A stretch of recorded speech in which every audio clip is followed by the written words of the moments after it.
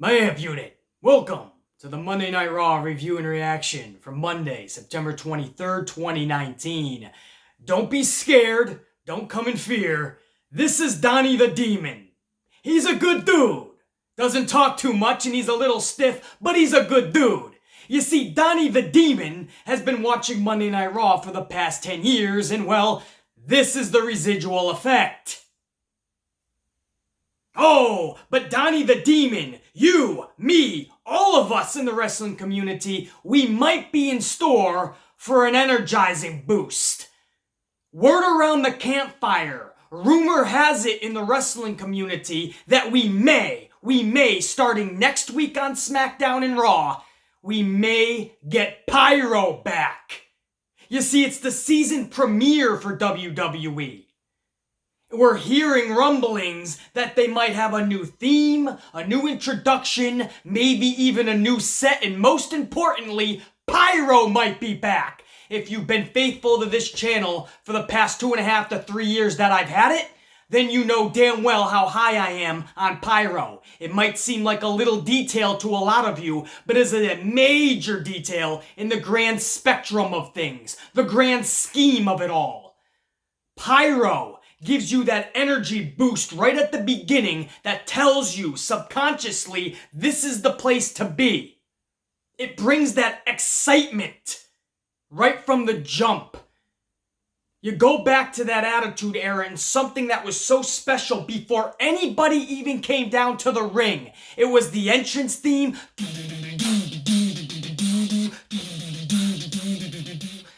And then you had fucking the cameras panning into every single human being in that arena with a sign. And the pulsating music is still pulsating through the arena. And signs are all over the place because everybody was so excited the entire day to get to the arena that they were making signs the entire day because that was the place to be that night. And while all that's going on, you have Pyro blasting off through the arena. You think it's gonna go through the fucking, through the roof.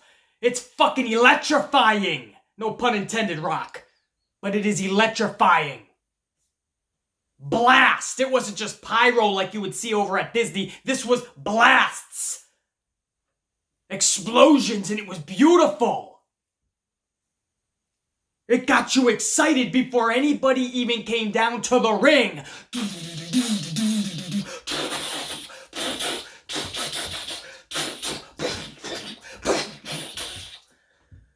Ah! I'm here! I'm at Raw!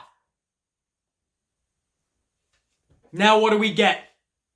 We go in from the last show on the USA Network into fucking SmackDown where we zone into a fucking dead crowd because nobody's excited to be there. Half of them don't even know the show's about to go fucking live, nor do they care anyway. And you just have Tom Phillips or Michael Cole. Welcome everyone to Monday Night Raw. Welcome everyone to SmackDown. Tonight we have an incredible night of action. Tonight, Baron Corbin will be taking on Danny Dipshit Dugenheimer, and in a main event, you're gonna see AJ Styles versus Peacock Paulie. And in Peacock Paulie's corner, you guessed it, Danny Dipshit Dugenheimer. Get set, buckle in your grandmother's wheelchair, it's gonna be an epic night of action. That's all we're getting. What the fuck? What happened to the fucking electrifying, pulsating theme music? The pulsating pyro blasting throughout the arena. You think it's gonna go through the roof. The crowd actually not only wanting to be there, but electrified. What happened to all that shit? In 2019, we should be getting that and then some. Instead, we have dumbed it down to a level that even Donnie the Demon can't even fucking move to get breakfast in the morning. We are all with this look every single Monday. But it might change next week. Might. We don't know yet, guys. I've been pulling for Pyro for years and nobody's fucking listened. The 2.5+ years that I've had this channel, I've been pulling for Pyro and they don't want to give in. It's costing too much money that's going to the XFL. Vince McMahon has been cashing in his stock for the past several years and getting millions and millions of dollars, and he's putting it all to the XFL. Not a dime has been going to the WWE product. It's all been going to Alpha Entertainment, which is the juggernaut backing the XFL. And who owns Alpha Entertainment? Vincent Kennedy McMahon. Every single dime has been going to the XFL. Nothing has been going to the WWE. In fact, they've been cutting costs. And it shows.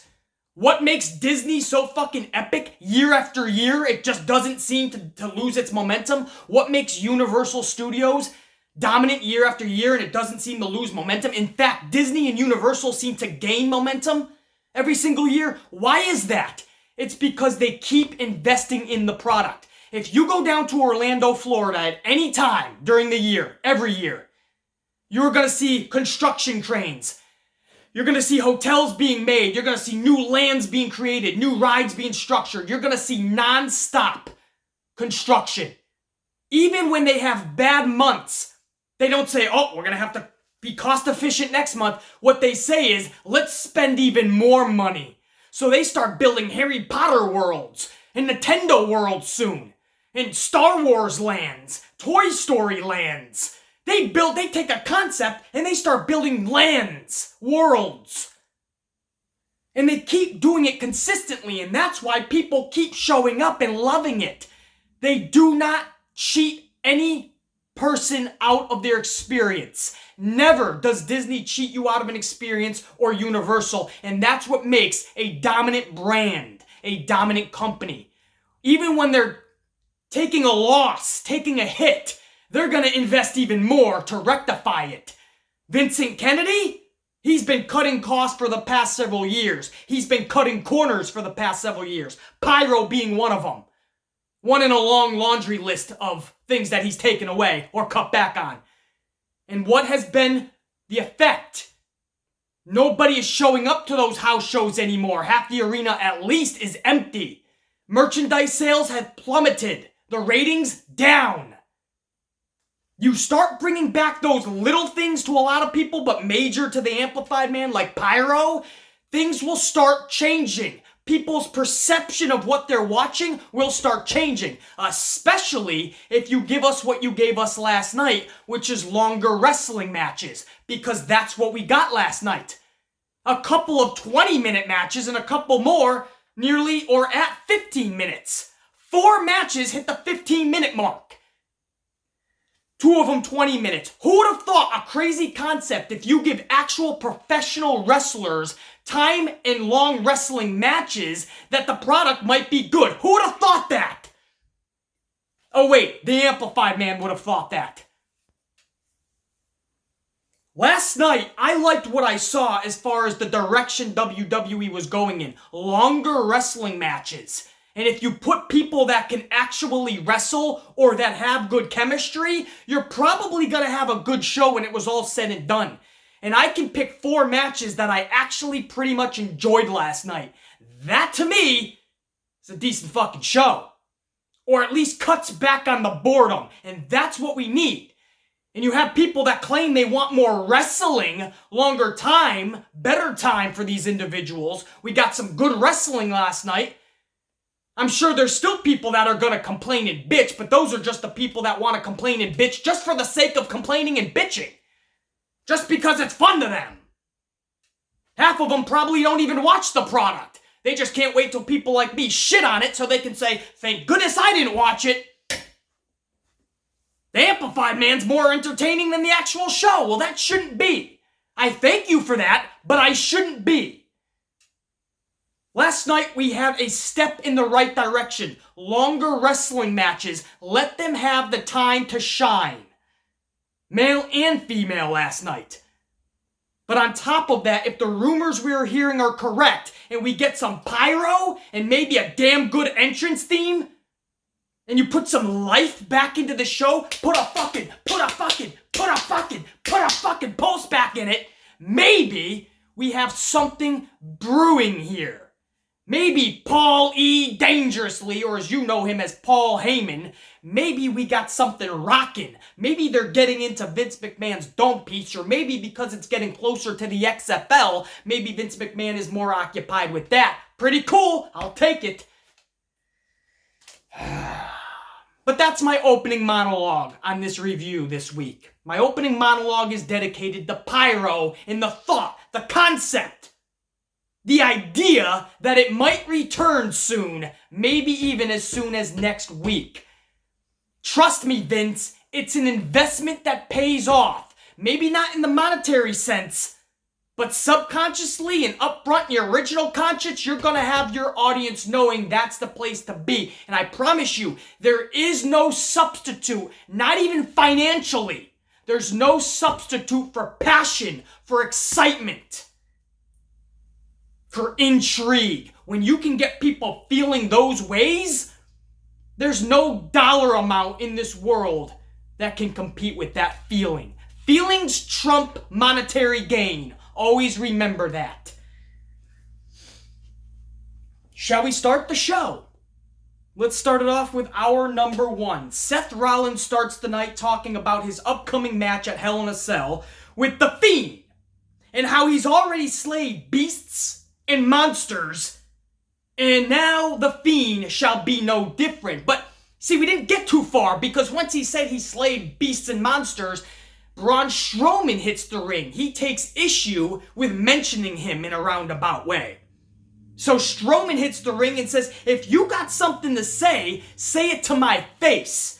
This sets up a match later in the night for the main event. Seth Rollins, Braun Strowman.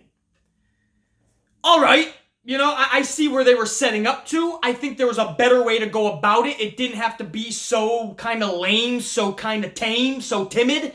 But I get what they were trying to go to. It could have been done in a lot worse ways. We'll take the opening segment and we'll move on. We have the main event to work with anyway. And we all kind of knew the seeds were planted for The Fiend to appear later on in the night. So I think that softened the blow. It wasn't an over-the-top exciting way to start off Raw, but the thought of The Fiend showing up later added that level of excitement for the Amp Man. So I was good with it. First match of the night was the OC taking on the Viking Warrior Raider Experimental Adventure. The OC's got a new theme, and the Ant-Man is digging it. Now, I'm just hoping when I heard the new theme that they were going to give the OC one badass winning streak. Well, that didn't happen, did it? They went about 2.5 minutes before AJ Styles got ejected from ringside by the ref for extracurricular activity. Soon after, Cedric Alexander would make sure AJ Styles didn't come back. We all went to commercial, and when we came back from commercial, they went just another 3 minutes, and the Viking Warrior Raider Experimental Adventure defeated the OC. Listen, this was actually a decent match for the overall 6 minutes that they gave them. The ending really picked up, and you saw some roots in there like Gallows and the Experimental Adventure really coming to blows. So I don't mind that, and it's great if you're the Viking Warrior Experimental Adventure Raiders. But for the OC, what does that do for them? They consistently look like bums when they're worth more than that. So while that's great for the Experimental Adventure Raiders, what does it do for the OC? It's rhetorical. It puts them more into obscurity and oblivion than ever before. You spent the time to give them new theme music. They look badass. Now make them badass. Gallows and Anderson eat up another L. BC, the Viking Warrior Experience Raiders needed that win. Well, yeah, so did the OC. So don't put them together yet. If both need a win, simplicity would tell you, don't put them together. It's simplistic thinking.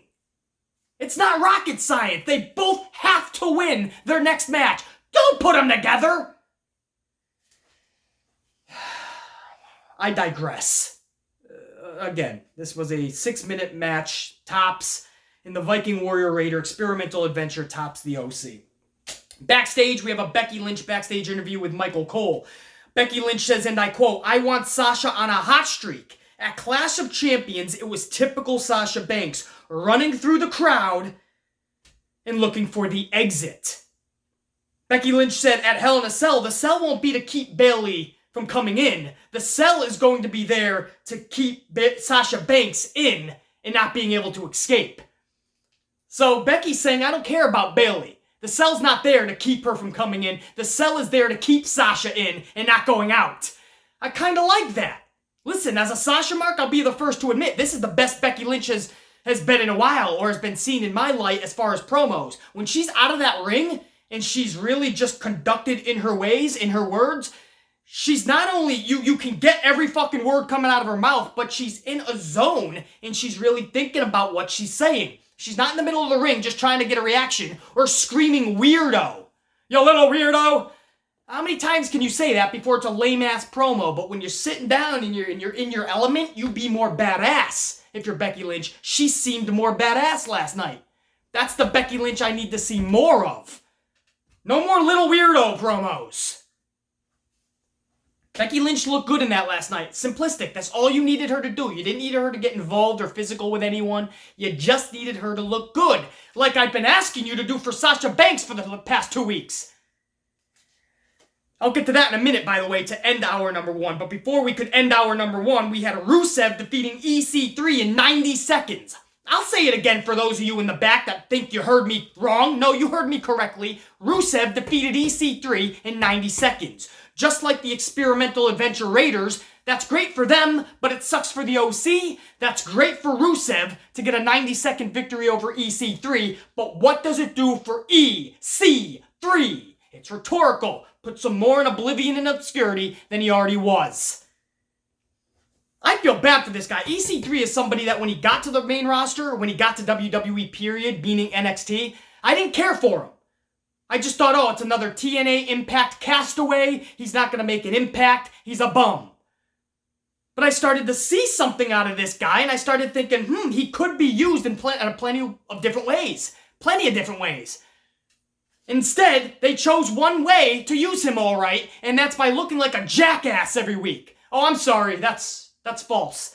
He's not even used every week, not even every month. But when he is used, he's the residential jackass.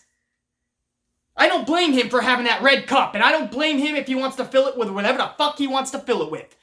Do you, and run out your contract, make that money, and get the fuck out whenever you can. And again, great for Rusev. It looked like they were trying to back away from this whole pregnancy thing with Maria Kanellis from last week. They did talk about it, but when they talked about it, they said how Renee Young nailed it home that he has nothing to do with Maria Kanellis' baby. So I don't know if they're trying to backtrack or still set something up, but we didn't hear a lot about this Maria Kanellis shit. Last week it was a main focal point. This week, not at all. I like that because it sucked. Again, am I supposed to believe that WWE is once again behind Rusev, by the way? We have seen Rusev get 76 pushes, and each time, through no fault of his own, they destroyed his momentum. So now we're going for the 77th push. Just like Braun Strowman, at what point is it the boy that cried wolf? At what point do we no longer believe in Rusev? And I'm a huge Rusev fan. But now all of a sudden we're going to do this? It doesn't look like you have any direction for him. Zero, nilch, nada. Last week he's in a pregnancy storyline. This week he's beating EC3 in 90 seconds in a jobber match. It looks like you brought him back for no reason. It looks like you have nothing for Rusev. So I'm not going to get behind this little mini push, 2 victories in a row, because I know within the next 2 to 3 weeks, he'll be 50-50 booked into obscurity. Until and unless you prove me otherwise. WW. Sasha Banks and Nikki Cross end hour number 1. Sasha was on her A game as far as heel status goes. From antagonizing, mocking, bragging, gloating, running away, keeping away, she was on her A game heel-wise. And that not only helps out herself in her own cause and character, but it also makes her opponent, in this case Nikki Cross, look like $1,000,000. And that's what I mean. When you're great at what you do, you're going to make your opponent look just as good. And that's what Sasha does consistently. And considerably. Every single time she's out there. Now, Nikki Cross and Sasha Banks, they gave them 15 minutes here. This was really good to see. We always talk about giving these superstars time, especially the females. We always talk about how Nikki Cross can go if you let her. We know Sasha can go 15 plus. She's done it a number of times in this company. So them two together, while it's not the most pristine as far as chemistry, They went and bashed each other for 15 minutes. The match itself ended with a beautiful bank statement out of a Nikki Cross crossbody from the top. That was pristine. That was beautiful. So picture Nikki Cross top rope going for a crossbody. It gets flipped over and reversed into a bank statement. Oh, that's it, baby. Tap the fuck. You ain't getting out of that. So the match itself ended with the bank statement from the crossbody, and we got a post-match bank statement on Alexa Bliss. So this is what I've been asking for the past couple of weeks now. Make Sasha Banks look badass going into Hell in a Cell. The past 4 shows, she has not looked badass. She has looked the opposite. Weak as fuck booking. But last night, we saw a strong Sasha. 15-minute match, a badass ending with a bank statement, and then she took the outside gal in Alexa Bliss, and she put her in the bank statement just because. Sasha Banks looked awesome last night, and that's how you book her. Now, on the flip side, a lot of people are a little upset about how Bayley was booked last night, being in the shadow of Sasha, but I've been saying when they were the tag team last year in the Boston Hug Connection that Sasha was basically in the shadow of Bayley. I felt that Sasha Banks couldn't get a fucking break or be on her own because Bayley's music was always playing them to the ring. Bayley was always patting her on the head. Bayley was getting the bigger one-on-one matches. So I hear you, and I've been in that position as a Sasha Banks fan. There's not much more I can tell you. Bayley's got the championship. She's had some big high-profile matches recently. Maybe it was a one-nighter. But yes, Alexa Bliss made light work of her on the outside, and Bayley never got any comeback. But as a heel, sometimes that's going to happen. If that consistently happens to Bayley, you'll know about it from the Amplified man because I'll be getting amplified on that situation. But I'm hoping that was just a one-time thing and it was really all about Sasha Banks. You know, if you're willing to sacrifice yourself to make your best friend get all the limelight for one night, then I think it's no harm, no foul. If this consistently happens to Bayley, yes. Because her and Sasha have something special here in that women's division. Keep the aggression. Make them look badass. For the past several shows, that has not been happening. For Sasha last night, she broke out of it. Bayley is still in it. We're hoping tonight on SmackDown that Bayley can come out of it. Because I do agree. Bayley's booking has been questionable. But I've said that about Sasha too. At least last night, one of them pulled out of it. Sasha looked awesome. Now we need Bayley to follow suit. I'm okay. Mark my words. Sasha's the heel going into Hell in a Cell. I really feel Sasha needs to get that strap at Hell in a Cell. But I'm okay with Becky looking strong too at the finish. So I'm okay with Bayley helping Sasha get the championship somehow. Becky said it herself. The Cell isn't about keeping Bayley out. It's about keeping Sasha in. So what if Bayley found a way to help Sasha Banks win that championship? I'm cool with that. Just make Sasha and Bayley look badass. They were the talk of the town a few weeks ago because they brought an aggression heel-wise that we've been yearning for in the whole company, not just the women's division. So keep the momentum. Why cut it in half and even take it away? It's bullshit. I like what I saw out of Sasha Banks last night, and we're hoping that Bayley follows suit in her booking. That was it. That was hour number 1. We move on now to hour number 2, where we continued with some good wrestling, which is always good to see, but not before we got some bullshit beforehand. The Street Profits kick off hour number 2, promoting who knows what. The Dallas Cowboy Cheerleaders, T-Mobile's new 2-for-1 deal on the next iPhone model, the new It movie, the new flavor of Pringles. Who knows what these glorified cheerleaders are promoting? They only got shut up because another glorified shameless plugger enters frame, and that's The Miz. And he starts promoting next week's Monday Night Raw and how on Miz TV he's going to have Hulk Hogan and Ric Flair. Well, that's great for next week. What about getting us excited for hour number 2? What's to come? That's what you give us? That's how we start hour number 2? The Street Profits plugging bullshit and The Miz plugging shit for next week? The first match of hour number 2 was Lacey Evans versus Ember Moon. Now, I love Ember Moon, you guys know that. And Lacey Evans, she's constantly improving, which is good to see. Not just her skills, but her character as a whole. My problem with this is Lacey Evans defeating Ember Moon in just 5 minutes with a half-ass, lame-ass sharpshooter. Literally, Lacey Evans was on her knees performing the sharpshooter, and Ember Moon is tapping out viciously and ferociously. That's how you're booking Ember Moon? My problem with this is that Ember Moon is looked at in such a low, demeaning way in that company, and that is absolutely bullshit, criminal, and tragic. I've seen this woman, Ember Moon, go toe-to-toe with some of the best down in NXT, and on the main roster, she can barely make it out of the locker room without looking like a tool. You're telling me Ember Moon can't hang with Lacey Evans for more than 5 minutes? Ember Moon taps out to a sharpshooter that has not even performed correctly? Yes, Lacey's constantly improving. I said improving. I didn't say she's fully improved and ready to take out Ember Moon. Or the likes of Sasha or Charlotte Flair. She's on the level of like Mandy Rose, Sonya Deville, Alicia Fox, Nia Jax. There's levels. There just is. I don't care if people get upset with me because I'm hurting the feelings of them and their favorite superstar. There's people that are better than you at shit. There just is. No matter what the business you're in or what you're doing. Be the best you can be and try to be even better than that. That's awesome. And if you do such, you're probably going to be better than a lot of people. But there's always going to be somebody better.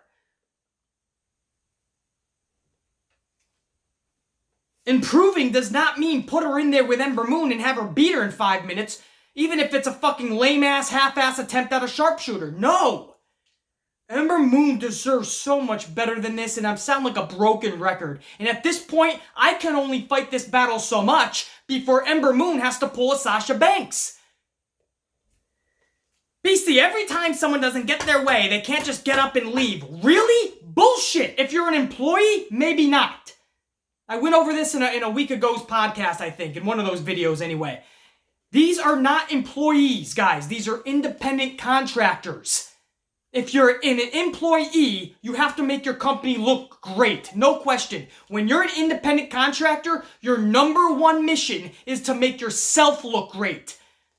Trust me, I've been both in life. I've been an employee, I've been an independent contractor. When you're an independent contractor, you have a contract, which means one day that contract is going to expire and those people you're working with may not want to re-sign you, which means you're on your own and without a job. That's what a contractor means, guys. That they're not employees. They sign contracts for a certain amount of time. Could be a month, could be a year, could be 5 years. But they sign a contract because the company that they're working for wants their talent and skills. So the person who has the talent and skills, they sign with a company. Their number one mission and goal is not to make the company look good, it's to make themselves look good because they're an independent contractor and they know that they're promoting and selling themselves. I hope that makes sense, guys. There's a disconnect. People are like, oh my god, they're crying like a baby, man. The company's telling you to do something, do it. It's not that simple. Because when the company fires them after they've made them look like clowns for 2, 3, 4 years and they're on their own, you can end up like an Adam Rose. Or one day, like No Way Jose's gonna end up. Nobody's gonna want these motherfuckers. They were clowns for years. You have to care about the way you're being booked, especially when you're one of the best in the world. And I'm telling you right now, Ember Moon, if I'm picking the top 10 wrestlers, female-wise in the world, Ember Moon is in my top 10. And she's been booked like this for the past 2 years on the main roster? And you don't find a problem with that? You wouldn't get up and do a Sasha? You wouldn't do what Rusev did? You wouldn't do what fucking Luke Harper did? You wouldn't do what Neville did? You wouldn't stand up and say, what the fuck is going on here, man? I've done so many jobs. Ember Moon has paid her dues, guys. Ember Moon has done nothing but job for the past year and a half plus. Since she debuted at last year's WrestleMania, not this past year's, the year before, she's been doing nothing but jobbing, and that's only when she's gotten camera time. When she's gotten on the show. She's done nothing but job. She had her first significant match at SummerSlam this year, and she had the worst build I've ever seen going into the match. She did the job, And then the following SmackDown, she did another job to Charlotte. Then she was off TV for a month. Then they just brought her back to do a 5-minute job to Lacey Evans. But she doesn't have any right to stand up and say, hold on, God, can I get a victory? I'm kind of really good. BC, they just need to do what they're told. They're company employees. No, they're not employees. They're independent contractors. Know the difference, because it is a catastrophic difference. Independent contractors cannot be booked that way, because it'll affect how they are booked and who wants to have their services when they're finished with WWE. It affects how they're going to make a living afterwards, how they're booked today. You have to have a say. Yes, you do what the company tells you to a point. You do the jobs, even if it is 50-50 booking. The entire company is that way. But when you start being booked 20-80, 80% losses, there's an issue.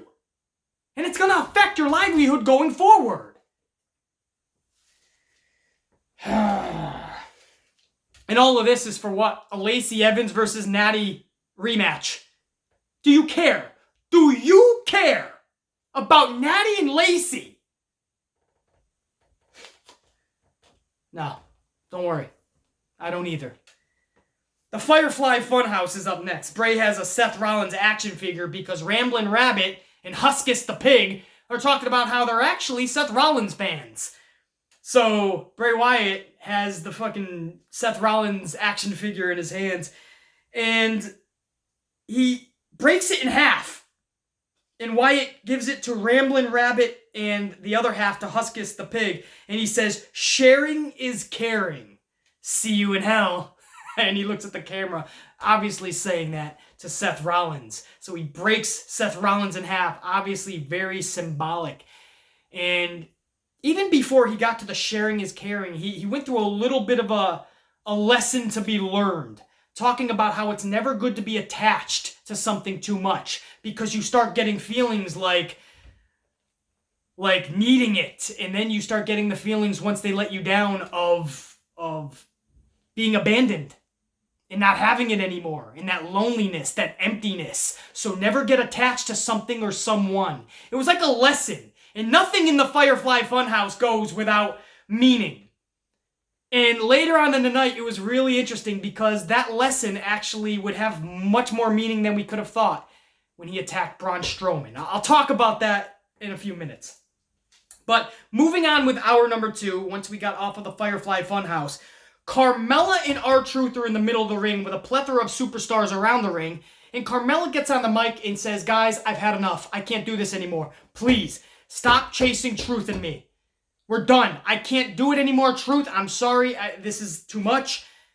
Truth goes to turn around. Carmella rolls him up. Carmella finally does what we knew was going to happen for several months now. Carmella becomes the new 24/7 champion.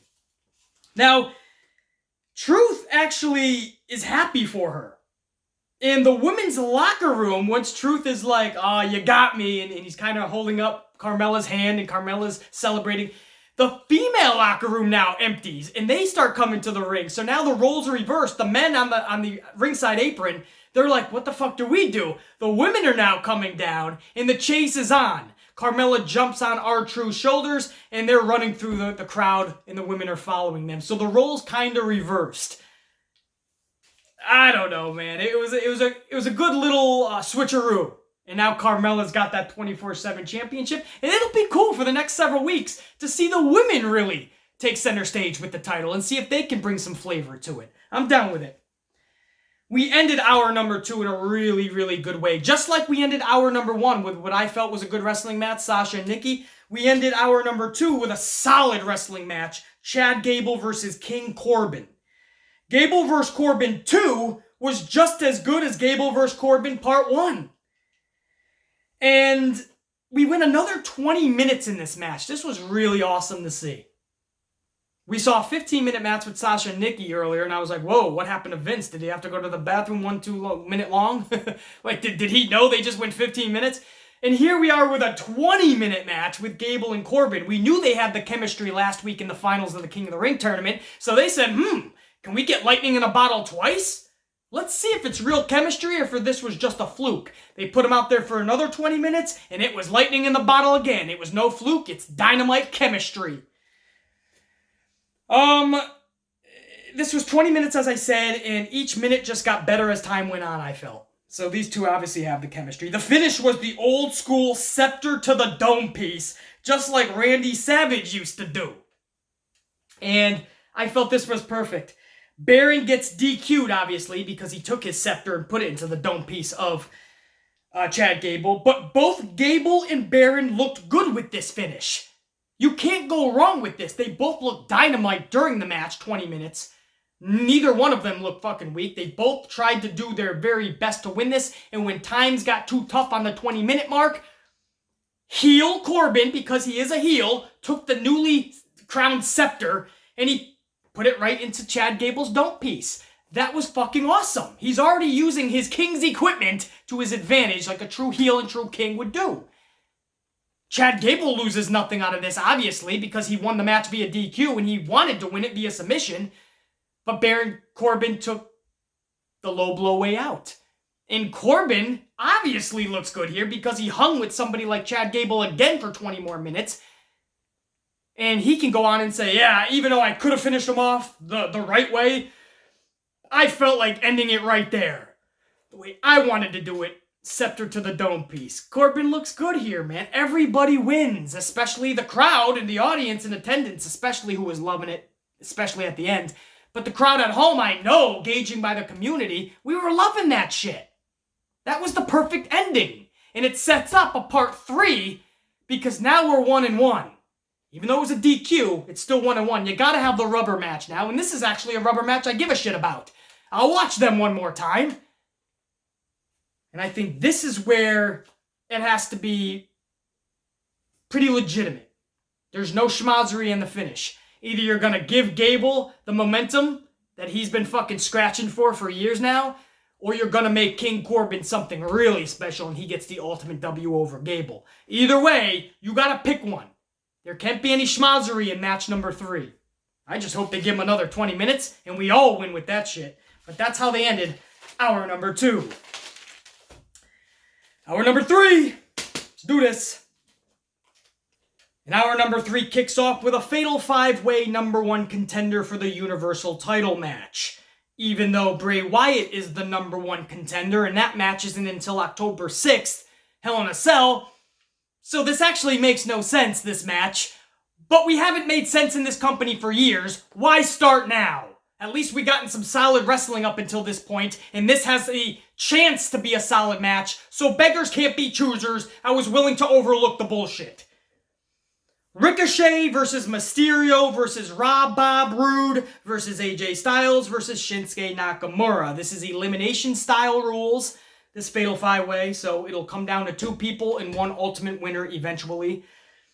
And the winner will get a championship match next week on Raw, before Bray Wyatt even has a fucking chance. So again, does it make sense? No. But at this point, we're just hoping that we can get a solid match out of these 5, even though it's a schmaz. And I hate schmaz matches, but these 5 had the potential to put on something cool. And they did! They actually fucking did. Now, Ricochet versus Mysterio versus Bob Roode versus Styles versus Nakamura ultimately went 20 minutes. And how did we get to the finish? And who took the ultimate W? Well, let's go through the series of events. After 10 minutes of action, Shinsuke eliminates Ricochet. So picture that. Shinsuke Nakamura defeated Ricochet. That's telling, because for a while it looked like Ricochet was getting a huge push, and just recently they just finally started giving Shinsuke a push. So it looks like the scales have kind of tipped. Shinsuke eliminates Ricochet after 10 minutes of action. 8 minutes later, AJ Styles defeats Nakamura. So a little bit of rekindling their old school rivalry. Styles defeats Nakamura at the 18-minute mark. 30 seconds later, Bob Roode defeats AJ Styles. Picture that. Bob Roode beats Styles? In just 30 seconds after Styles beat Nakamura. And then it was down to the final 2. Mysterio versus Bobby Roode. At the 20-minute mark, Mysterio hits a 619 on Rude, in which, by the way, Rude sold to perfection. Props to Bob Roode.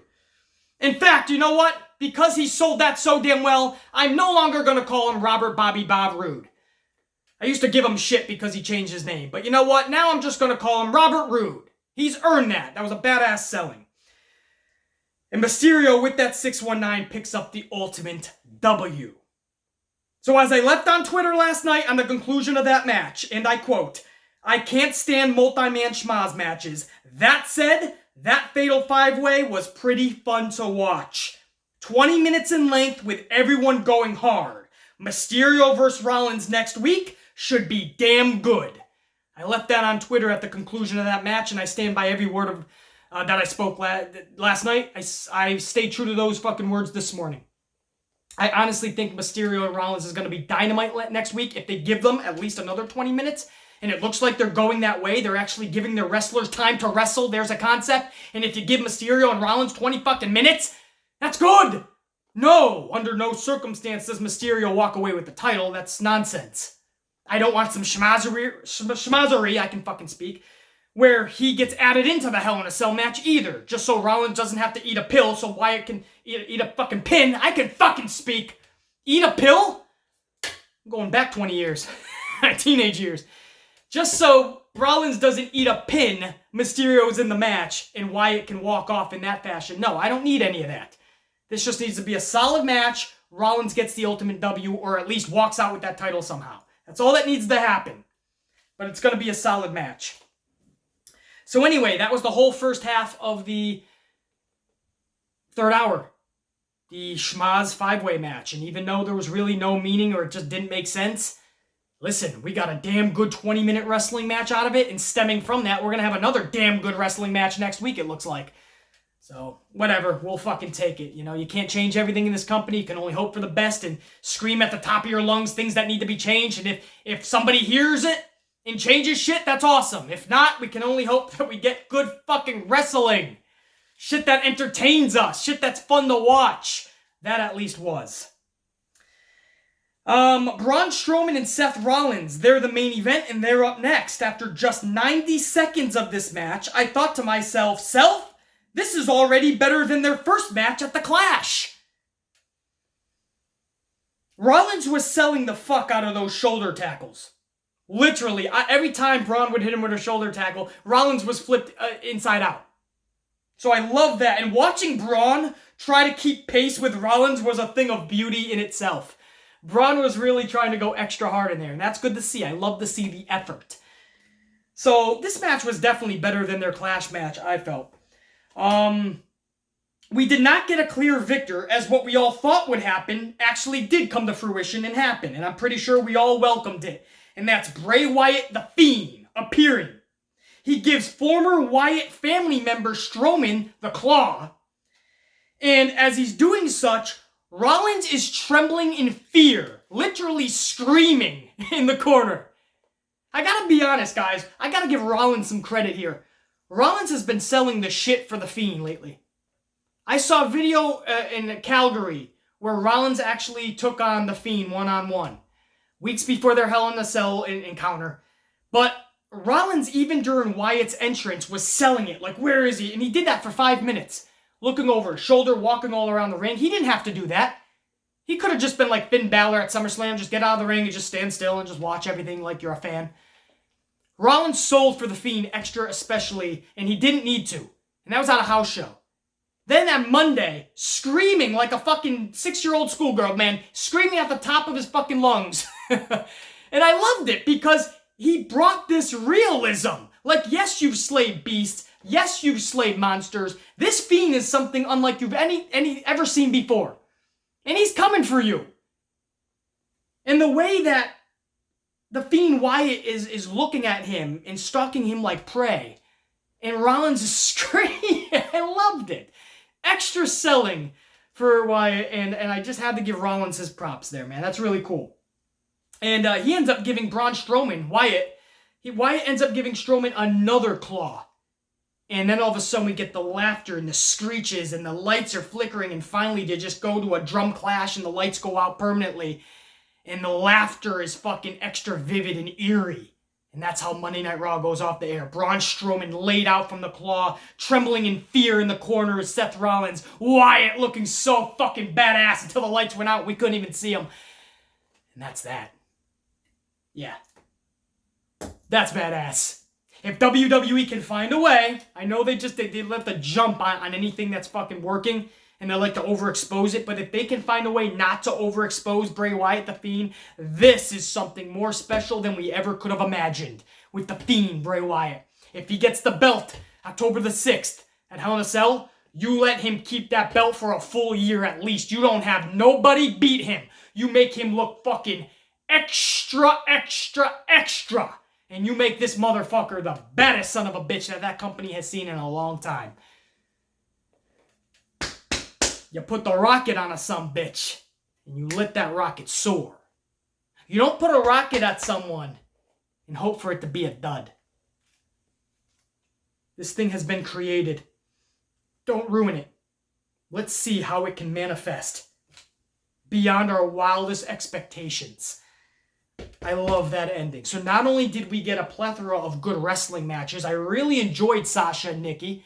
Ultimately, because Sasha was finally book fucking dominant, there's a concept. I really thoroughly enjoyed Chad Gable and Baron Corbin. I thoroughly enjoyed the 5-man schmaz match. And I actually liked Rollins and Strowman because I thought that was better than their Clash main event. 4 matches, all of them at least 15 minutes. 2 of them went 20 minutes. There's a concept. Wrestling matches with wrestlers.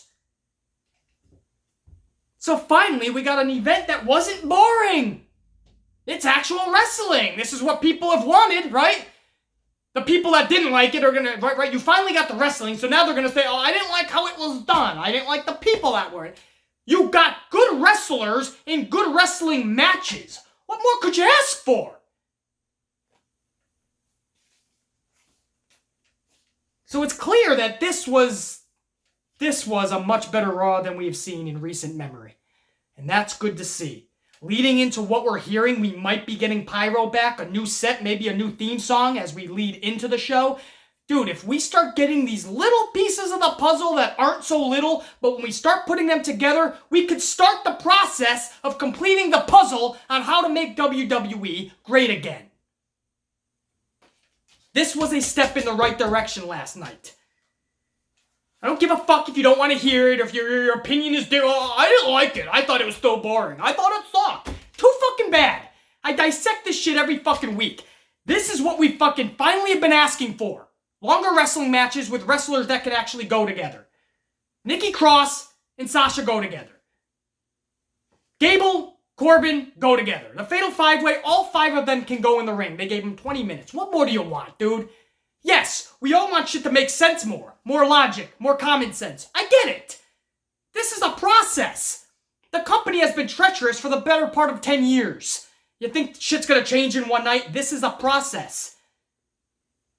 And I'm glad that NXT, moving to cable television on USA on Wednesday nights, is helping the process along and really giving WWE's main roster that kick in the ass. I'm glad AEW is giving WWE's main roster a kick in the ass. All of these shits is helping move the process along. But it's still a process. When shit is good, you gotta fucking tell them it is. You gotta call it down the middle, guys. You can't just fucking play one side constantly. And if shit isn't so pristine to your fucking liking, then it just sucks or it was bad. No, it wasn't. That's why I'm here, thankfully. That's why I always say, I am the go-to sumbitch in this community, I promise you. Because I will never, this is a promise to you guys. Listen to me. I will never steer you wrong. I will always call it down the middle. Always have your own opinion. Always have your own way of thinking and how you feel about a situation, a segment, a match, a full show. Absolutely. But when it comes to dissecting this shit, there's a reason I'm in this position and thousands of people take notice. There's a reason. I know what the fuck I'm talking about, and I always call it fair. I've seen everyone in this community. I'm the only one that calls it down the middle. And I will always do that, man. This was a step in the right direction. Let's band together. We shouldn't be hoping WWE fails. We should be hoping that it gets better and it improves. That was improvement. I'm not a dick rider for another promotion. I'm not going to sit here and hope WWE fails just because it wasn't as pristine as I would like it to be. These are steps in the right direction. Ultimately, the end goal for all of us in that company is to get that company back to being great again. Back to being the company that we enjoy and we are actually anticipating throughout the day, enjoying for our entertainment purposes later in the night. The feeling we used to get, it doesn't matter how old you are. If you're at your mundane job or your mundane school and it's fucking 9, 10 a.m. and you're like, oh, what am I going to, when I get out of school, I'll do this and that. I got nothing oh, Raw tonight, man. That should be fucking fun. Oh, man, I'm excited, man. That's entertainment. That's going to be fun. We haven't had that feeling in years. I miss that shit. Let's get that feeling again. The Amplified, man. You guys know the drill, man. I'll see you guys tomorrow for SmackDown's review and reaction, where I will continue to call it down the middle and start seeing these steps of improvement, hopefully for SmackDown as well. Later in the week, we got the podcast, obviously. I got a lot of shit planned for later in the week, too, guys, as we head into the biggest month in pro wrestling in recent memory, October, with AEW going over to TNT, NXT now on USA. SmackDown is going to be going over to Fox. October is huge, and we got a lot in store this week as we head into a huge month in the pro wrestling world and community. For now, Amplified Man's going to double fist some Starbucks and whoop that Tuesday ass. Almost forgot what day it was. For now, see you guys in the morning. The Amplified Man, yowie wowie. Check you later. Donnie the Demon, what you got to say? He says check you later. Trust me, he's a little stiff, you know.